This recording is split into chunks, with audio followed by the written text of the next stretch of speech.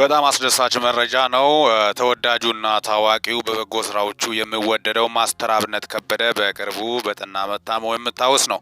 ያን በማስመልከትም የተሻለ ሕክምና ለማድረግ ከሀገር ውጭ ቦታም በዛም በጣም በሚገርም ሁኔታ ሕክምናውን ተከታትሎ ዛሬ የተሰማው መረጃ እጅግ አስደናቂ ነው። ወደ ሀገር ቤት በሰላም ገብቷል። ጤናው ጥሩ ሁኔታ ላይ እንዳለ ጭምርም ነው የደረሱን መረጃዎች የሚያሳዩት።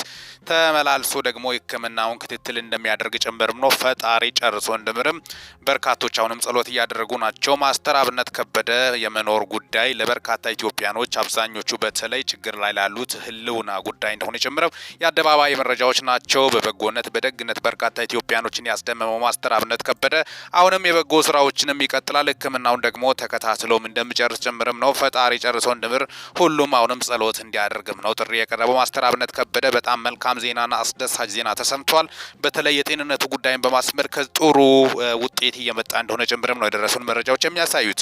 ማስተር አብነት ከበደ በመምጣቱ በሰላም በመምጣቱ ጥሩ ጤንነት በመሰማቱ በጣም በርካቶቹ ደስታቸውን እየገለጹ እንደሚገኙ ጭምርም ነው። ማስተር አብነት ከበደ የምንጊዜ ምርጥ ሰው ነው። ሚኪታ ቦርንፎን ሰብስክራይብ በማድረግ ወቅታዊ ነጫጭር መረጃ ያገኙ። ሰላም ቆዩልኝ።